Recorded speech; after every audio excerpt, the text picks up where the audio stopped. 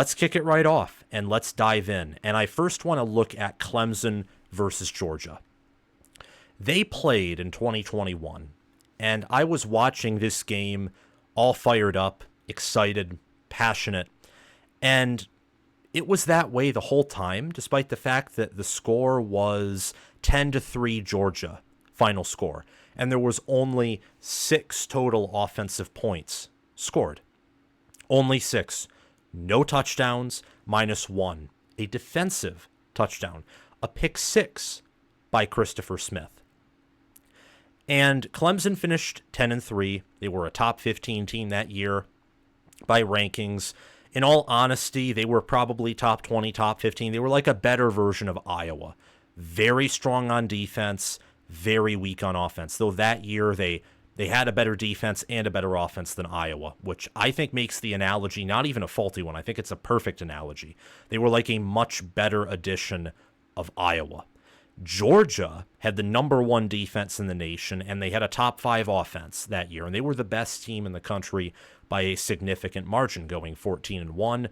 Their only loss came to Bama in the SEC championship game because, well, Kirby Smart can't beat Nick Saban, but he earned his first and only win against Nick Saban in the national championship game that year. It was a really good matchup, and I think Clemson was favored entering that game. They were ranked ahead of Georgia, and they played each other very close. It was a game where Clemson could have won if the game was played again. And I look here at the fact that both teams, even with Clemson's recruiting and transfer portal woes, and even with the fact that Georgia's recruited at a high level, they return close to 70% of their production this year. Clemson returns a lot as well. But despite the fact that Georgia and Clemson's gap has grown, I think Georgia, safe to say, has gone up, and Clemson has just gotten worse every year. There's a chance and there is a path for Clemson to compete and Clemson to win this game. There is a path, I will give you that. And that path is what I talked about last night on my show, where if Clemson maximizes the talent they have in the trenches and they're well coached and the offense in general improves everywhere, that they can be a physically imposing team with Phil Maffa at running back, but more importantly, with Marcus Tate, Blake Miller, and Tristan Lay on the offensive line, bringing Stool at tight end, and they have Tyler Brown and some other players who are not great but good at wide receiver. And Klubnik was a 5-star out of high school, so maybe with Garrett Riley being in his second season, he can really break out this year. But notice what I'm saying there with a lot of ifs for Clemson. Defensively, there aren't that many ifs, I got to be honest with you. Peyton Page, Peter Woods, many other players on that side of the ball, TJ Parker, Barrett Carter, are phenomenal.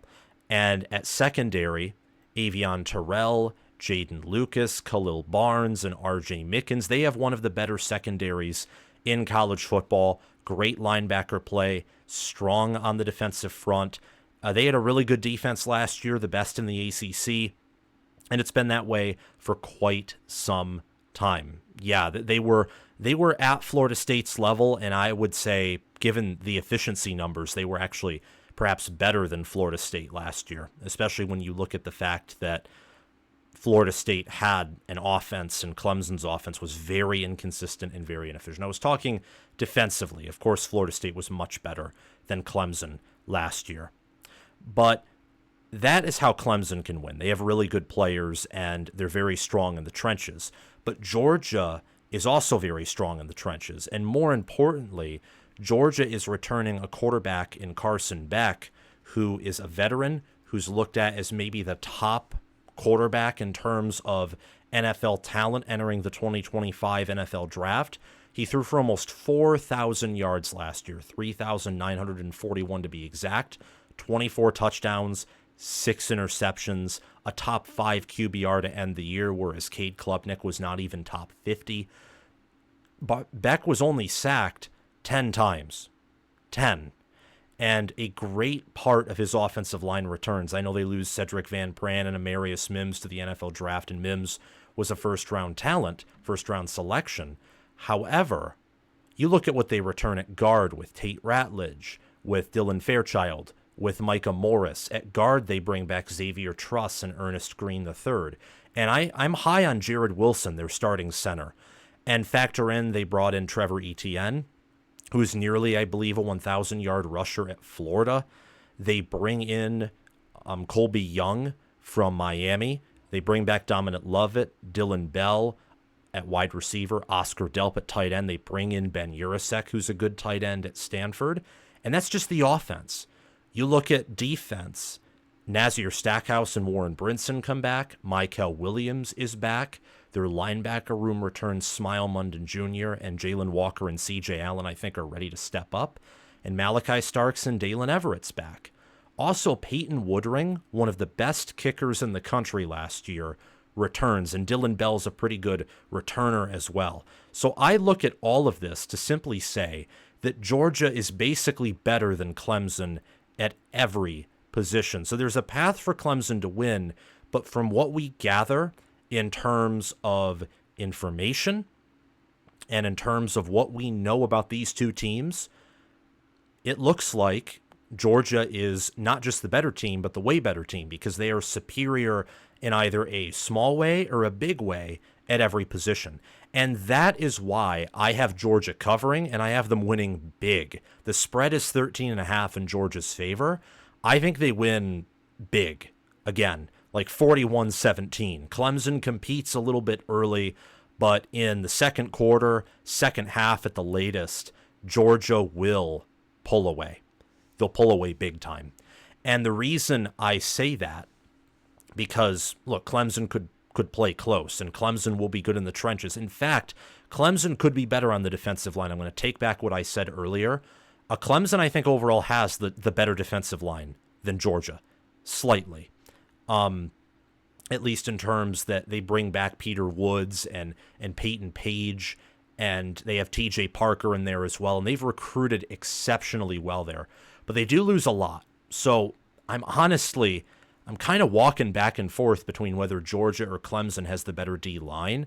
I'd say Georgia's is deeper, but Clemson's starters have a more proven high-octane ceiling, is the best way to put it, a more proven talent there and explosiveness.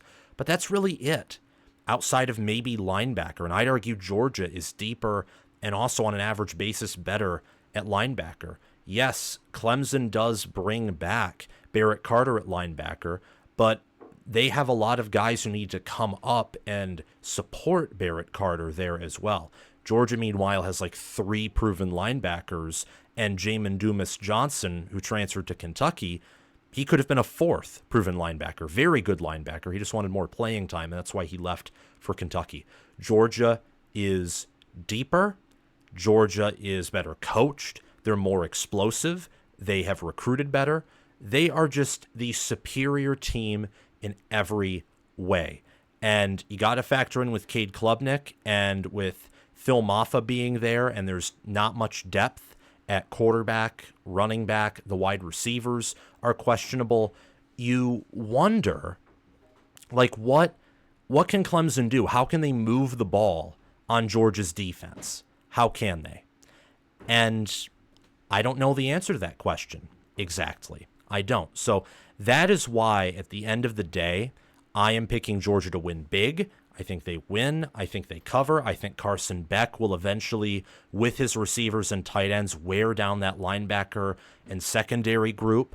And I think that Georgia's offensive line is the best in the nation. So they'll push around eventually and gain leverage outside and inside on one of the better D-lines in the country that Clemson has.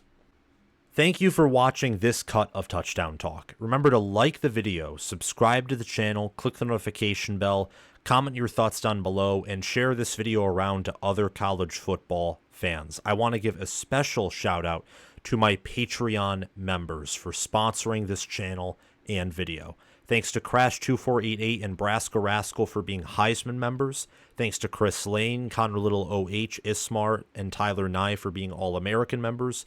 And thanks to John Lynn, Roaming Gnome, Matthew Sale, Austin Christmas, and Janisha Cockrell for being all conference members. If you want direct message access to me, and also after 6 months of membership, free signed College Football with Sam merchandise delivered to your door, merchandise of your choosing, I may add. Sign up as a Heisman member for $25 a month and stick around for 6 months. All American membership is $10. All conference membership is $5. If you want merchandise regardless, check out my merchandise store via the link in the description or down below in the pinned comment.